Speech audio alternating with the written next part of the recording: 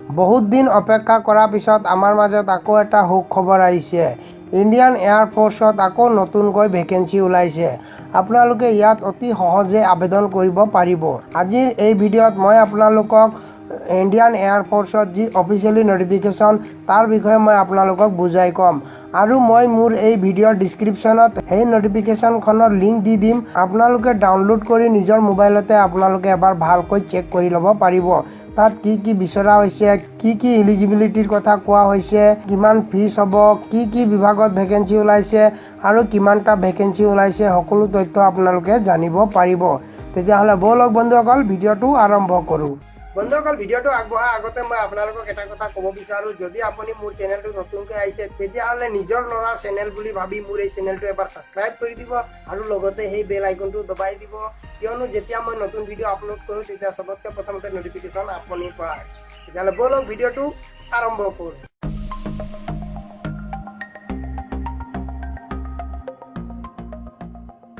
নমস্কাৰ বন্ধুসকল, বহুত দিনৰ অপেক্ষাৰ মূৰত আজি আকৌ এটা ভাল খবৰ লৈ আপোনালোকৰ আগত আহিছোঁ। আজিৰ এই ভিডিঅ'ত মই আপোনালোকক জনাম যে ভাৰতীয় বায়ু সেনাত আকৌ ভেকেঞ্চি ওলাইছে। ইণ্ডিয়ান এয়াৰ ফ'ৰ্চ নটিফিকেশ্যনত নতুন ৰিক্ৰুটমেণ্ট এটা ওলাইছে। ইয়াত আপোনালোকে দেখিছে air force common admission test.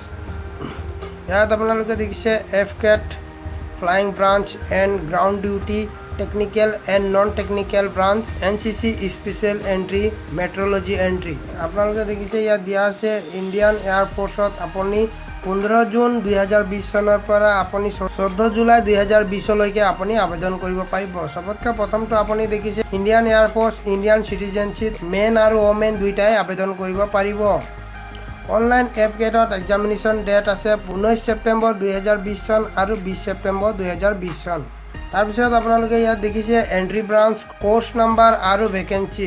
চবতকৈ প্ৰথমতে আপোনালোকে দেখিছে এণ্ট্ৰিত দিয়া আছে FTEC entry, NCC specialist entry আৰু মেট্ৰলজি এণ্ট্ৰি ব্ৰাঞ্চ ইয়াত দিয়া আছে। PC আৰু SSC ইয়াত দিয়া আছে, লগতে কোৰ্চ নাম্বাৰ আৰু ভেকেঞ্চি ইয়াত দিয়া আছে। ইয়াত টোটেল 256টা ভেকেঞ্চি ওলাইছে। তাৰপিছত আপোনালোকে ইয়াত দেখিছে টাইপ অফ কম্বিনেশ্যন, ইয়াত সকলো টাইপ অফ কম্বিনেশ্যনৰ বিষয়ে দিয়া আছে, আপোনালোকে এবাৰ চাই ল'ব।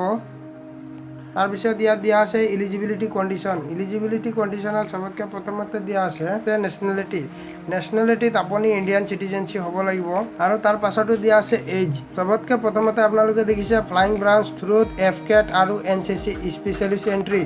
এই পদত আবেদন কৰিবলৈ হ'লে আপোনাৰ বয়স 20ৰ পৰা 24 বছৰ ভিতৰত হ'ব লাগিব। আৰু ছেকেণ্ডটো আপোনালোকে দেখিছে ground duty technical and non technical ব্ৰাঞ্চত দিয়া আছে। ইয়াত আপুনি আবেদন কৰিবলৈ হ'লে 20 বছৰৰ পৰা 26 বছৰ ভিতৰত হ'ব লাগিব। তাৰপিছত আপোনালোকে 3 নম্বৰটো দেখিছে মেৰিটেল ষ্টেটাছ। মেৰিটেল ষ্টেটাছত আপুনি আনমেৰিড হ'ব লাগিব। যদি আপুনি মেৰিড হয় তেতিয়াহ'লে আপুনি আবেদন কৰিব নোৱাৰে। তাৰপিছত আপোনালোকে ইয়াত দেখিছে এডুকেশ্যন কোৱালিফিকেশ্যন। এডুকেশ্যন কোৱালিফিকেশ্যনত চবতকৈ প্ৰথমতে দিয়া আছে ফ্লাইং ব্ৰাঞ্চ। ফ্লাইং ব্ৰাঞ্চৰ কাৰণে আপুনি 10+2 হ'ব লাগিব আৰু আপোনাৰ মিনিমাম মাৰ্ক আপোনাৰ 50% হ'ব লাগিব আৰু মেথছ আৰু ফিজিক্সত আপোনাৰ যিকোনো এটা ছাবজেক্ট হ'ব লাগিব। আৰু ইয়াত A, B, C, D দিয়া আছে। আপুনি যি বিভাগত কোৰ্চ কৰি থৈছে সেইটো বিভাগৰ ওপৰত নিৰ্ভৰ কৰি আপুনি আবেদন কৰিব পাৰিব। তাৰপিছত 2 নম্বৰটো দিয়া হৈছে গ্ৰাউণ্ড ডিউটি টেকনিকেল ব্ৰাঞ্চ। এৰোনেটিকেল ইঞ্জিনিয়াৰত ইয়াত দিয়া আছে ইলেক্ট্ৰনিক কাৰণে আপুনিও 10+2 হ'বই লাগিব আৰু আপোনাৰ ফিজিক্স আৰু মেথছৰ ভিতৰত যিকোনো এটা ছাবজেক্ট আপোনাৰ হ'বই লাগিব আৰু আপোনাৰ মিনিমাম 50 মাৰ্কছ হ'ব লাগিব আৰু আপুনি মিনিমাম 4 year ডিগ্ৰী কৰা হ'ব লাগিব। তাৰপিছত আপোনালোকে ইয়াৰে ভিতৰত যিকোনো এটা যদি কৰি থৈছে তেতিয়াহ'লে আপুনি এপ্লাই কৰিব পাৰিব। তাৰ পাছতো আপোনালোকে দেখিছে এৰোনেটিকেল ইঞ্জিনিয়াৰিং মেকানিকেল। ইয়াৰ কাৰণে আপোনালোকে 10+2 হ'ব লাগিব আৰু ফিজিক্স আৰু মেথছত আপোনালোকৰ যিকোনো এটা ছাবজেক্ট হ'ব লাগিব আৰু ইয়াত আপোনাৰ মিনিমাম 50 মাৰ্কছ হ'ব লাগিব আৰু ইয়াত 4 years আপুনি ডিগ্ৰী কৰা হ'ব লাগিব। আৰু ইয়াৰে ভিতৰত যিকোনো এটা যদি আপুনি কোৰ্চ কৰি থৈছে তেতিয়াহ'লে আপুনি আবেদন কৰিব পাৰিব। 3 নম্বৰটো আপোনালোকে দেখিছে গ্ৰাউণ্ড ডিউটি নন টেকনিকেল। চবতকৈ প্ৰথমতে দিয়া আছে এডমিনিষ্ট্ৰেশ্যন। ইয়াতো আপোনালোকৰ 10+2 হ'বই লাগিব আৰু মেক্সিমাম 3 years আপুনি ডিগ্ৰী কৰা হ'ব লাগিব আৰু আপোনাৰ মেক্সিমাম মাৰ্ক 60 হ'ব লাগিব। আৰু আপোনালোকে ইয়াত দেখিছে 7 নম্বৰটো হাউ টু এপ্লাই। ইয়াত 2টা লিংক দিয়া আছে। যেতিয়া আবেদন প্ৰক্ৰিয়াটো আৰম্ভ হ'ব তেতিয়া আপোনালোকে এই 2টা লিংকত ক্লিক কৰি আপুনি আবেদন কৰিব পাৰিব। এই পেজটোত সকলো তথ্য দিয়া আছে। আপুনি কেনেকৈ আবেদন কৰিব, আপোনাক আবেদন কৰিবলৈ কি কি প্ৰয়োজন হ'ব, সকলো ধৰণৰ তথ্য ইয়াত দিয়া আছে। আপুনি এবাৰ চাই ল'ব। তাৰ পাছত আপোনালোকে ইয়াত দেখিছে এক্সামিনেশ্যন ফিজ, এপ্টিকেল এণ্ট্ৰি। যেতিয়া আপুনি আবেদন কৰিব তাত আপুনি 250 টকা ফিজ দিব লাগিব এপ্টিকেল এণ্ট্ৰিৰ কাৰণে। NCC স্পেচিয়েল এণ্ট্ৰি আৰু মেট্ৰলজিৰ কাৰণে আপুনি কোনো ধৰণৰ পে' কৰিব নালাগে। ইয়াত সকলো তথ্য দিয়া আছে। এপ্লিকেশ্যন ফৰ্মখন আপুনি কেনেধৰণে ফিল আপ কৰিব, কি কি ফিল আপ কৰিব লাগিব, সকলো ইয়াত প্ৰচেছ দিয়া আছে। আপুনি এবাৰ এই ফৰ্মখন চাই ল'ব। তাৰপিছত আপোনালোকে ইয়াত দেখিছে এক্সাম শ্বেডিউল। ইয়াত এক্সাম শ্বেডিউল দিয়া আছে। আপোনালোকে কেণ্ডিডেট ৰিপৰ্টিং টাইম দিয়া আছে। ফাৰ্ষ্ট শ্বিফ্ট 8টাৰ পৰা, ছেকেণ্ড শ্বিফ্ট 12:30ৰ পৰা হ'ব। গতিকে আপোনালোকে এই তালিকাখন এবাৰ ভালকৈ চাই ল'ব। তাৰপিছত ইয়াত দিয়া আছে চিলেবাছ। চিলেবাছত আপোনালোকে দেখিছে প্ৰথমতে আছে এক্সামত আছে, এপ্টিকেলত আছে, ছাবজেক্ট দিয়া আছে। আপোনালোকে দেখিছে ইয়াত যি যি ছাবজেক্ট আহিব সেই ছাবজেক্টবোৰ ইয়াত দিয়া আছে। তাৰপিছত পৰীক্ষা 2 ঘণ্টা হ'ব, 100টা কুৱেশ্যন থাকিব, তাৰে 300 মাৰ্ক থাকিব। তাৰ পাছত আছে EKTৰ কাৰণে কেণ্ডিডেটে ইয়াৰ পৰা ছাবজেক্টৰ পৰা যিকোনো এটা ছাবজেক্ট বাছি ল'ব পাৰিব। মেকানিকেল হওক, কম্পিউটাৰে হওক, ছায়েন্স এণ্ড ইলেক্ট্ৰিকেলেই হওক। এই এক্সাম 45 মিনিট হ'ব। ইয়াত 50টা কুৱেশ্যন থাকিব আৰু 150 মাৰ্ক থাকিব। আৰু আপোনালোকে দেখিছে চিলেবাছখনক 4টা ভাগত ভাগ কৰা হৈছে।